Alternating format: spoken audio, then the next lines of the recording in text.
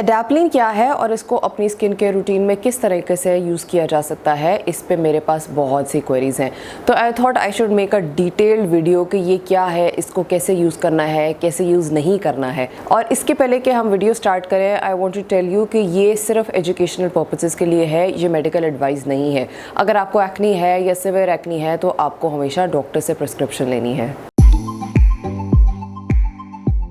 अस्सलाम वालेकुम, मेरा नाम डॉक्टर हिरा अलवी है। मैं एक कंसल्टेंट प्लास्टिक सर्जन हूँ और लाहौर में प्रैक्टिस करती हूँ। मैं प्लास्टिक सर्जरी और स्किन केयर से रिलेटेड वीडियोस बनाती हूँ। एडाप्लिन एक रेटिनॉइड है जो कि आपको ओवर द काउंटर मिल जाता है। इवन दो मैं हमेशा अपनी वीडियोस में कहती हूँ कि पाकिस्तान में हर चीज़ ओवर द काउंटर मिल जाती है, लेकिन ये इंटरनेशनली भी आपको विदाउट प्रिस्क्रिप्शन मिल जाती है। ये एक रेटिनॉइड है। रेटिनॉइड्स विटामिन ए डेरिवेटिव्स होते हैं और इसका मेन काम है एक्ने को कंट्रोल करने में और उसको दोबारा बनने से रोकने में। लेकिन इसके अलावा भी इसके बहुत से बेनिफिट्स हैं। सबसे इम्पॉर्टेंट है that it is an anti acne product. उसके अलावा ये एंटी इन्फ्लेमेटरी है, तो जो एक्ने के बाद डार्क स्पॉट्स या पिगमेंटेशन रह जाती है ये उसको भी इम्प्रूव करता है। पोस्ट इन्फ्लेमेटरी हाइपर पिगमेंटेशन ये उसको भी इम्प्रूव करता है। उसके अलावा ये पोर्स को क्लीन करता है एंड एक्ने को पोर लेवल पर ही स्टॉप करता है ताकि एक्ने बने ही ना एंड फ्यूचर में नई एक्ने ना आए। उसके अलावा ये black heads and white heads की फॉर्मेशन को भी बहुत हद तक कम करता है। ये सब करते हुए ये स्किन के टेक्सचर एंड टोन को भी इम्प्रूव करता है। दो इसके ब्रांड नेम्स हैं जो कि ज़्यादातर अवेलेबल होते हैं। एक जो कि आपको बहुत ईजिली अपनी फार्मेसी से मिल जाएगा एंड दैट इज़ 0.1% एडाप्को जेल, और दूसरा इंटरनेशनल ब्रांड है जिसका नाम है डिफरेन। ये दोनों 0.1% एडाप्लिन है एंड इन दोनों में से आप कोई भी यूज़ कर सकते हैं। अब इसको यूज़ किस तरह से करना है? इसको आपने रात के टाइम यूज़ करना है। सबसे पहले आपने फेस को अच्छे से वॉश करना है, डबल क्लेंस करना है। रात में हमेशा डबल क्लेंस करना चाहिए है। पहले आप मेकअप और जितना डर्ट है उसको किसी बाम से या क्लेंजर से रिमूव कर लें और उसके बाद आप फेस को अच्छी तरीके से वॉश करें ताकि कोई भी डर्ट या इम्प्योरिटीज़ हैं तो वो रिमूव हो जाएं। उसके बाद आपने वेट करना है, फेस को कम्प्लीटली ड्राई होने का टाइम देना है। जब वो कम्प्लीटली ड्राई हो जाएगा उसके बाद आप कोई भी रेटिनॉइड्स लगाते हैं, क्योंकि अगर उससे पहले लगाएं तो उसकी एब्जॉर्प्शन बहुत ज़्यादा हो जाती है और वो इरिटेशन एंड इन्फ्लेमेशन कर सकती है एंड आपकी स्किन को नुकसान दे सकती है। सो जब एक दफ़ा आपका फेस कम्प्लीटली ड्राई हो गया है तो उसके बाद आपने एक पी साइज़ अमाउंट लेना है, बहुत ही छोटी सी क्वांटिटी है, और उसको पूरे फेस के ऊपर डॉट कर लेना है एंड देन उसको स्प्रेड करके एब्जॉर्ब करा लेना है। ये सब करने के बाद आपने एक अच्छा सा मॉइस्चराइज़र लगाना है and then you can go to sleep. इसमें इंपॉर्टेंट चीज़ ये है कि अगर आपके चेहरे के ऊपर कोई एक्जिमा है या चेहरे पे कोई ज़ख़म है तो फिर आपने ये क्रीम यूज़ नहीं करनी है। अगर आप प्रेग्नेंट हैं तो आप ये क्रीम यूज़ नहीं कर सकते हैं। हाउएवर अगर आप ब्रेस्ट फीडिंग मॉम हैं तो आप इस क्रीम को यूज़ कर सकती हैं, क्योंकि इसका ब्रेस्ट फीड के साथ कोई प्रॉब्लम नहीं आता है।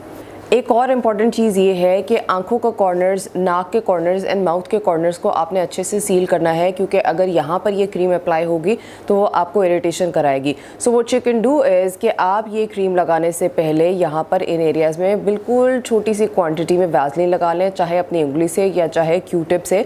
अब बहुत थोड़ा सा दोनों कॉर्नर्स ऑफ आई के ऊपर लगा लें एंड नाक के दोनों साइड्स पर लगा लें एंड दोनों कॉर्नर्स ऑफ माउथ पर लगा लें। उसके अलावा आपने ये नेक पर भी यूज़ नहीं करनी है, क्योंकि वहाँ पे भी ये इरिटेशन करा सकती है। जब शुरू में आप इसे यूज़ टू हो रहे हैं तो आपने तकरीबन 2 हफ्ते तक, बिकॉज स्किन 2 हफ्ते में जनरली हर नए प्रोडक्ट से यूज़ टू हो जाती है, तो आपने ऑल्टरनेट नाइट्स पर यूज़ करना है। और अगर आपकी बहुत ही सेंसिटिव स्किन है तो आपने इसको लगाने से पहले मॉइस्चराइज़र लगाना है और उसके बाद आपने इसको डॉट करना है ताकि इसकी इरिटेशन और कम हो जाए। जब आपकी स्किन यूज़ टू हो गई है तो आप इसको एवरी नाइट यूज़ कर सकते हैं जब तक आपकी एक्ने क्लियर नहीं हो जाती। मॉर्निंग में जो भी आप स्किन के रूटीन करते हैं वो आप कर सकते हैं, और उसके बाद इम्पॉर्टेंट इज़ कि आपने broad spectrum SPF 30+ sunscreen use करनी है ताकि आपका चेहरा सूरज की शुआओं से प्रोटेक्टेड रहे। इवन दो कि एडाप्लिन बहुत स्टेबल है और ये आपको फ़ोटो सेंसिटिव नहीं करती है, यानी कि सूरज की रेज़ आपको ज़्यादा डैमेज नहीं करती हैं, लेकिन ये कोई प्रोटेक्ट तो नहीं कर रही। तो इस वजह से जब भी आप कोई भी रेटिनॉइड्स यूज़ कर रहे हैं या कोई भी एक्टिव्स यूज़ कर रहे हैं जो आपके स्किन का सेलुलर टर्नओवर ज़्यादा कर रहा है, तो वो आपकी स्किन को डैमेज कर सकता है। दैट इज़ वाई सनस्क्रीन लगाना बहुत ज़रूरी है, वो आपने बिल्कुल स्किप नहीं करना है। जब आपने इसको यूज़ करना स्टार्ट करना है तो आपको क्या एक्सपेक्ट करना है? एक तो ये कि सबसे पहले एक्नी फ्लेयर अप हो सकता है, यानी कि आपकी एक्नी पहले जितनी थी उससे ज़्यादा ख़राब हो सकती है। सो बहुत से लोग ये सोच के इसको बंद कर देते हैं। तो उसमें ये होता है कि जो एक्नी स्किन की सतह के नीचे होती है वो भी शुरू में, क्योंकि जल्दी जल्दी सेलुलर टर्नओवर होता है, तो जो नीचे की एक्नी है वो भी इनिशियली चेहरे के ऊपर आ जाती है, जिसके बारे में पहले आपको पता नहीं होता। तो उससे परेशान होने की ज़रूरत नहीं होती है, ये बहुत नॉर्मल है और ये विद इन 4 वीक्स ठीक हो जाता है। उसके अलावा शुरू में ये रेडनेस करा सकती है, क्योंकि ये एक रेटिनॉइड है और रेटिनॉइड समटाइम्स रेडनेस करा सकते हैं, तो उससे भी आपने परेशान नहीं होना है। अगर आपको ऐसा कोई इशू आता है तो आप पहले मॉइस्चराइज़र लगा लें, उसके बाद अडैप्लिन लगा लें और फिर एक मॉइस्चराइज़र लगा लें, ताकि आपकी स्किन सूद हो जाए। ये ड्राइनेस भी कराता है। उसका भी तरीका ये है कि आप इसके साथ एक अच्छा मॉइस्चराइज़र यूज़ करें जो कि आपकी स्किन की हिसाब से हो। फिर ये थोड़ी बहुत इरिटेशन भी करा सकता है, तो जब इनिशियली आप इसको स्टार्ट करते हैं तो कोई और एक्टिव इंग्रेडिएंट्स आपने इसके साथ यूज़ नहीं करने हैं। आप अगर कोई एक्सफोलिएटिंग एजेंट्स यूज़ कर रहे हैं तो उनको स्टॉप कर दें। कोई भी एक्टिव इंग्रेडिएंट्स आप यूज़ कर रहे हैं तो फर्स्ट 2 वीक्स के लिए आप उसको स्टॉप कर लें, जब तक आपकी स्किन उससे यूज़ टू नहीं हो जाती। जब आपकी स्किन यूज़ टू हो जाएगी फिर आप उनको दोबारा लेके आ सकते हैं। ऑल्सो पहले 2 हफ्ते के अंदर आई वुड रिकमेंड कि फॉर विमेन आप बहुत ज़्यादा मेकअप ना यूज़ करें। आप बहुत ही मिनिमल सा मेकअप यूज़ करें और वो भी स्पेसिफिक जो आपकी स्किन के हिसाब से है, क्योंकि शुरू में ये मेकअप भी आपकी स्किन को मज़ीद ख़राब कर सकता है एंड स्किन में ड्यू टू एडाप्लिन इरिटेशन लेके आ सकता है। फिर ये पीलिंग भी कराता है, लेकिन पीलिंग भी विद इन 2 to 3 वीक्स या मैक्सिमम 4 वीक्स के अंदर कम्प्लीटली ख़त्म हो जाती है एंड आपकी स्किन यूज टू हो जाती है। एंड ऑल्सो आपने ये एक्सपेक्ट नहीं करना है कि आज आपने ये क्रीम लगा ली तो आपको हफ्ते के अंदर रिजल्ट नज़र आ जाएगा। बहुत से लोग इसको इस वजह से भी छोड़ देते हैं कि हमें 1 हफ्ता हो गया लेकिन हमें तो कोई भी इंप्रूवमेंट नहीं मिली है। तो 1 हफ्ते में ऑनेस्टली स्पीकिंग आपको कोई इंप्रूवमेंट मिलेगी भी नहीं। इसको कम से कम 6 से 12 हफ्ते लगते हैं टू शो इट्स रिजल्ट, और जब आपको एक दफ़ा रिजल्ट मिल जाते हैं तो आपको उसके बाद भी इसको कंटिन्यू करना होता है ताकि नई एक्नी भी ना आए। पुरानी ख़त्म हो गई लेकिन वो नई को आने से भी प्रिवेंट करता है। And this is the beauty of this product कि ये आपकी एक्नी को होने से भी प्रिवेंट करता है। Which brings me to another important question जो कि लोग पूछते हैं कि फिर इसको यूज़ कितनी देर करना है। तो ऐसा नहीं है कि आपने इसको सारी ज़िंदगी ही यूज़ करते रहना है, लेकिन जब आपकी एक्नी स्टॉप हो गई है तो आपने उसके बाद इसको कंटिन्यू रखना है जब तक आपकी स्किन बिल्कुल सही नहीं हो जाती है। सो आप इसको काफ़ी लंबे अरसे तक यूज़ कर सकते हैं एंड आपको इसके बेनिफिट्स मिलते रहेंगे। और इसमें ये चीज़ ज़्यादा ज़रूरी है समझनी कि ये कोई स्पॉट ट्रीटमेंट नहीं है। सो जब लोग कहते हैं कि एक्नी है तो हमने इधर एक डॉट लगा लिया, इधर एक डॉट लगा लिया, ये क्यों एक्नी करा, तो ये एज अ स्पॉट ट्रीटमेंट नहीं यूज़ होता है। इसको आपने पूरे चेहरे को ट्रीट करना है, बिकॉज ये पोर्स को रेगुलेट करता है। जिस तरह आपकी स्किन में सीबम बनता है ये उसको रेगुलेट करता है, black heads and white heads को कम करता है। तो ओवरऑल ये आपकी पूरी स्किन पे एक्ट करता है। ये एज अ स्पॉट ट्रीटमेंट इसका फ़ायदा नहीं होगा। आप चाहे इसको जितने भी अरसे स्पॉट ट्रीटमेंट के तौर पे यूज़ करते रहें, it is not going to be beneficial for you. तो आपने इसको पूरे चेहरे पे लगाना है एंड बहुत थिन सी फिल्म लगानी है, क्योंकि लोग कहते हैं कि हमें इसके जल्दी रिजल्ट चाहिए तो हम बहुत सारा लगा लें। बहुत सारा लगाने से एक तो आपका प्रोडक्ट वेस्ट होगा, दूसरी बात आपकी स्किन के अंदर बहुत ज़्यादा इरिटेशन आ सकती है, एंड तीसरा कि इसको ज़्यादा लगाने से इसका फ़ायदा होगा ही नहीं। तो इसकी सिर्फ एक पी साइज अमाउंट और एक थिन सी लेयर चाहिए है जो कि आपके पूरे फेस की स्किन को रेगुलेट कर सकती है।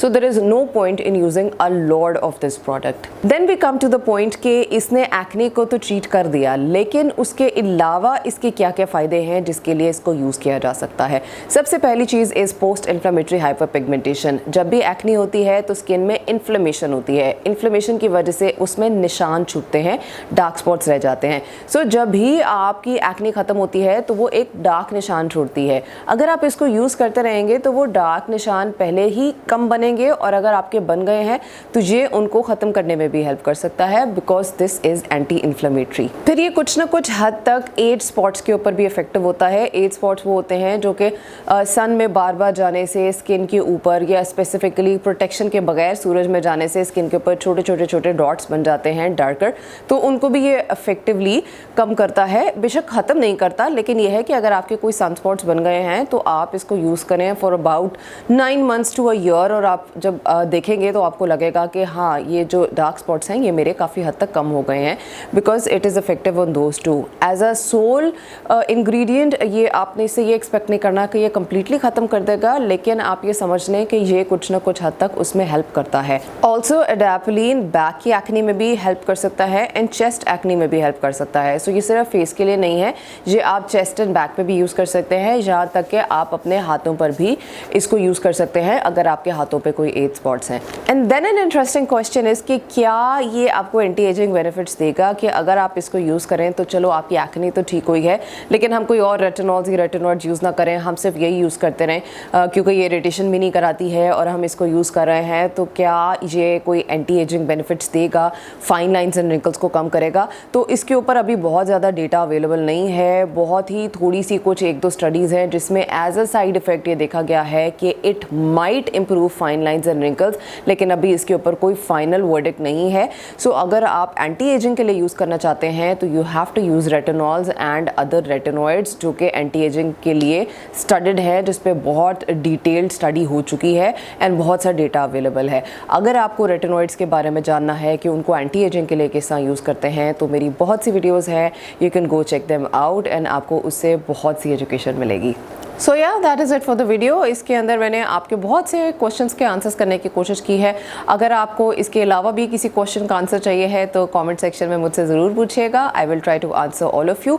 और किसी टॉपिक पर अगर आप वीडियोस देखना चाहते हैं तो आप वो भी मुझे कमेंट सेक्शन में ज़रूर बताइएगा and I will try my best कि मैं आपको उस पर वीडियो बना के दूँ।